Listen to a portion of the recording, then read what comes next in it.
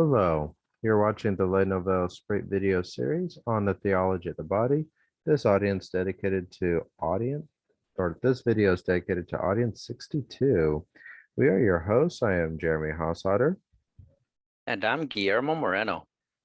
So this is the third of the 4 audiences that are dedicated to the topic of art. And the question is, what is the role of the naked body in art and culture? And so we'll begin with reviewing here some of what we've talked about previously. So the Sermon on the Mount, particularly we're referencing Matthew 5. It is an appeal to the heart for purity.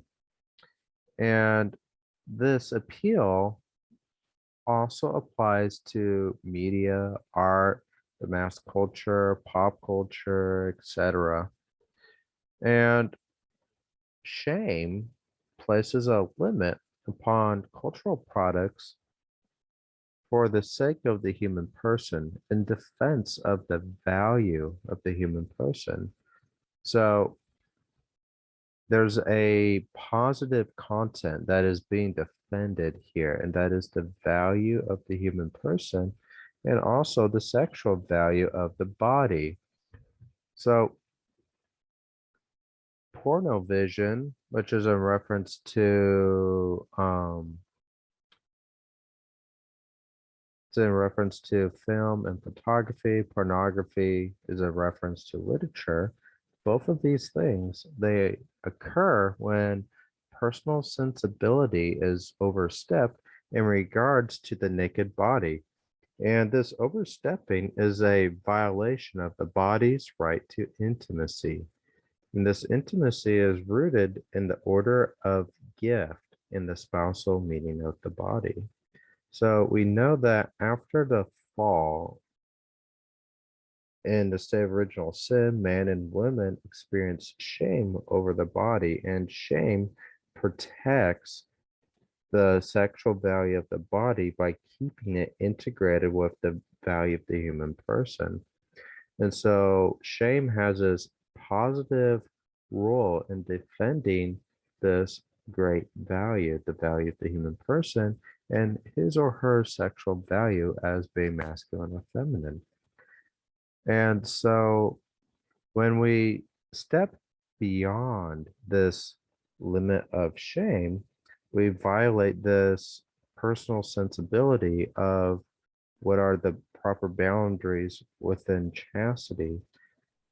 And once we do that in terms of art and media, then we have the problem of pornography and porno vision.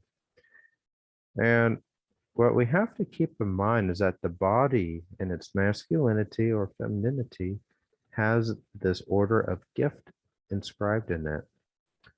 The body has a spousal meaning, and because it is inscribed with this order of gift, we as bodily persons are called to the communion of persons. And when we violate this order of gift, we do so in an intentional manner. When it comes to cultural products, it is in terms of reproduction and representation. We've talked about how you can have a person in their nakedness be a model for art, because you can maintain this sense of personal sensibility, but that can become violated when the human body is taken out of this context, out of this right to intimacy, out of this order of gift, to become an object for essentially mass consumption. And when we say object for mass consumption, what we mean is it's to incite concupiscent desire. right? Because we could think in a sense that if I'm looking at a beautiful painting of a naked, involves a naked woman, well, certainly there's a naked woman. There's, in a sense, this consumption of the painting. I'm looking at it, I'm admiring the marvelous details of everything. And that is not necessarily a bad thing when this is done within the context of respecting the value of the person, the sexual value, and the value of the femininity of the that is um, inscribed within the painting. But if the painting itself is meant to provoke concupiscent desire, then that itself is a new problem. And that is precisely the problem of porno vision. And we have this problem more so with film and photography because the body is, it doesn't undergo this process that JP2 calls transfiguration, where you have the paint or the sculpting and you have this body that's naked that is the model, but it's being transformed through the artistic creativity. Instead, with film and photography, you are using technology to reproduce this image or this video, and the naked body is not being transformed, transfigured through this artistic process, but it's being captured, reproduced so that it can be shared. So it, it's a entirely different kind of process, even though film and photography can be artistic. This problem with the naked body leads to a anonymous objectivity where the body is now something that's just anonymously there for you to consume. And that is a problem. So that's kind of all background reviews material from the previous two audiences. Guillermo, do you have anything you'd like to add at this point? Yes, I do, because um, what I will add is that, kind of paraphrasing what you shared or and adding to it at the same time, there is such a thing as drawing, painting, or sculpting the human body without the intention to incite concupiscence. And I think for um, any of us, well, we all experience disordered desire, but um, sometimes it's just challenging to see that there is such a thing, that, well, there's,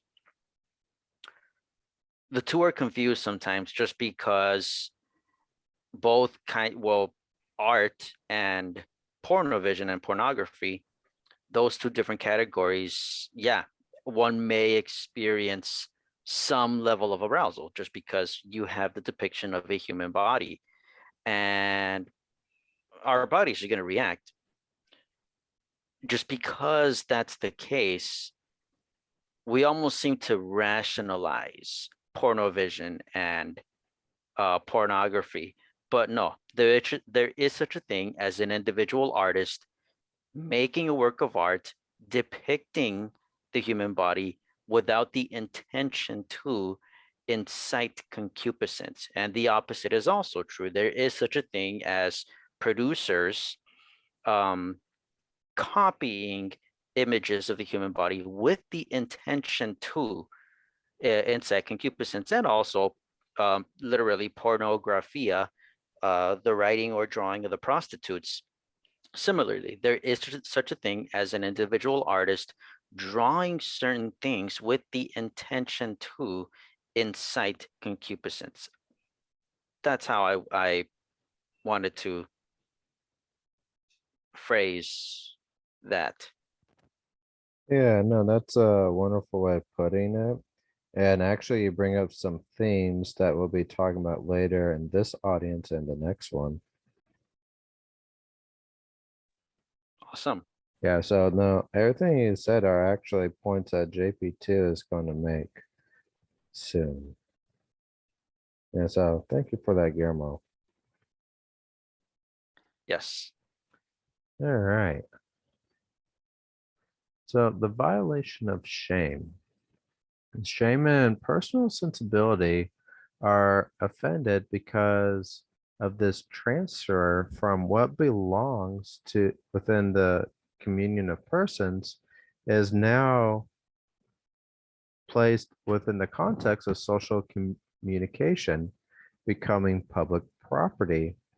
Now, some people may argue that depicting the body's nakedness or the conjugal union is only natural, that everything human can be depicted, that art has a right to everything. And part of the principle for this argument is the idea that we we can do this for the sake of realism. Now, JP2 replied to this kind of argument by arguing in response that we have to consider the whole truth of man, and this requires us to consider the intimacy of the body and the order of the gift that is connected to the body's masculinity and femininity. These must be taken into account if we're going to talk about a full realism. Now, if we are claiming realism while violating the domain of shame and personal sensibility, then this is really a false realism since the whole truth of man is not being taken into account. So, what is happening then is these people that are making this argument for realism, they're essentially arguing for a a warped view of reality. And that warped view is warped precisely because it's influenced by concupiscence. Concupiscence has warped their view, so they're saying, well, because it's natural, why not? It's reality. But you're not taking into account the values of the whole truth of man. And so you don't capture the entire reality of what's actually involved here. So I find that to be a very compelling argument. And it's kind of mind bending in a sense because we normally think of, yeah, the body, that's natural. There's a realism to this, right? It's part of reality. So why not depict it? That I think that's just part of kind of how Americans, especially, are kind of trained to think. And I think that's probably because of just the influence of various forces within ideological forces within our society, such as scientism or naturalism, secularism. We just have this emphasis on kind of biological reality to such an extent that we kind of lose track of the whole truth of man that's more than just something biological. Guillermo, do you have anything like to add concerning this violation of shame? Not quite. No. Not quite? No. Okay. Sounds like you have something coming up then. Um. Yeah. Yeah. Yeah. Okay. We will wait for your Excellent. wise words. All right. All right. So the key principle that JP2 appealed to is the truth of man. We need to take into account the whole truth of man, and this is the norm that we must utilize. The body in its nakedness becomes a source of personal communication proper only within the communion of persons. And because of this, then the sexual value of the body and its role in interpersonal communication within the community of persons and this aesthetic question concerning the role of the body within art arises. And so the order of this gift can be threatened by art when the body becomes an anomalous object of appropriation. And so the whole truth of man places a norm, it creates limits that art cannot go beyond. We cannot create, quote, art, end quote, if that art renders the body as an anonymous object for us to appropriate, that is, to use and consume for our concupiscent desire. Once we do so, that's not art. That's porno vision. That's pornography.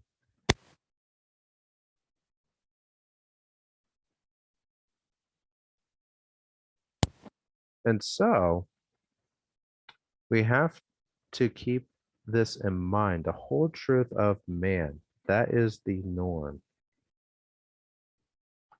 So, because of this, this leads us to some norms concerning the artist. The artist must respect the limits of shame that is rooted in the whole truth of man. No one has the right to demand, propose, or allow others to look at images that violate these limits.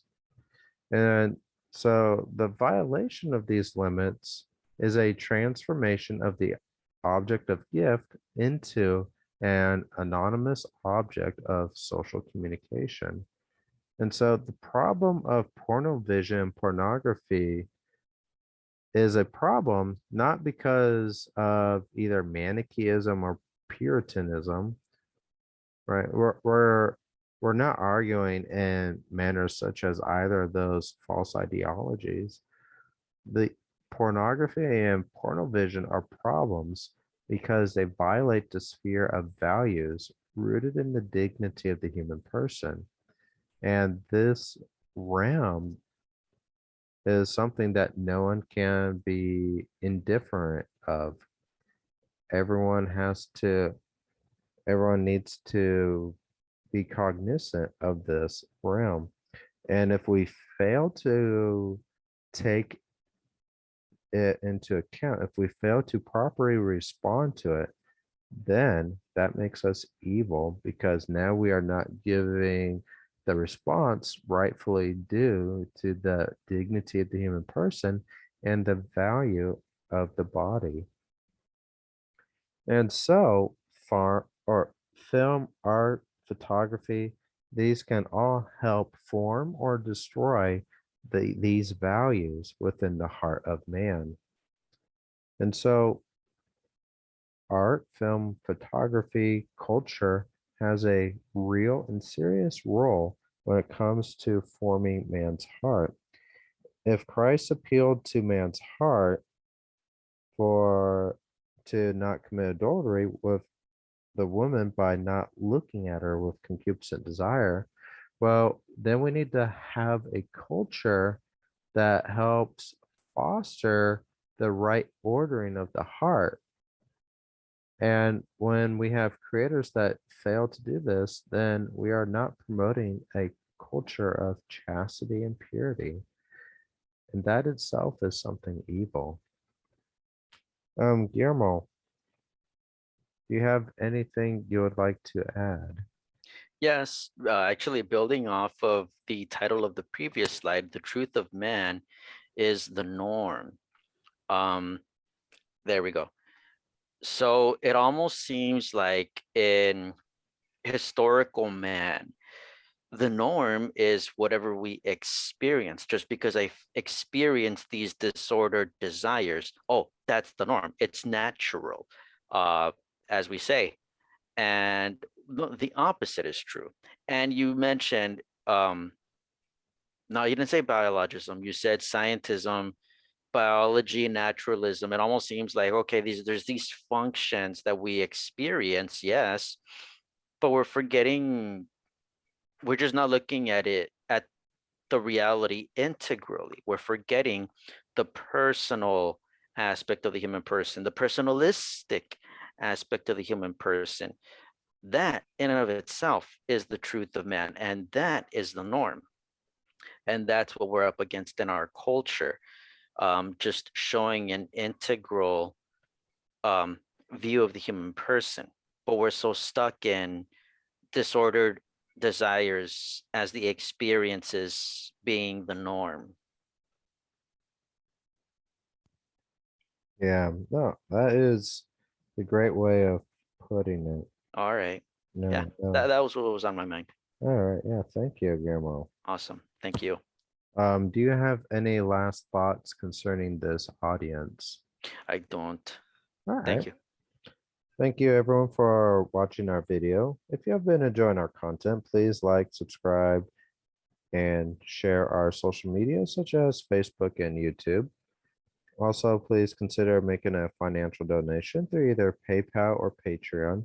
You could also support us financially by making a tip through the Brave web browser directly on our website or on YouTube, our YouTube page.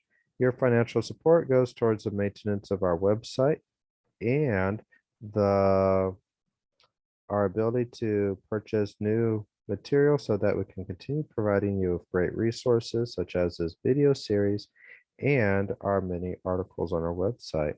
On our website at nouvelesprit.com, you can find many articles free to read for anyone, as long as they have internet connection, of course, and also our podcast. Guillermo, can you give us more information about our podcast?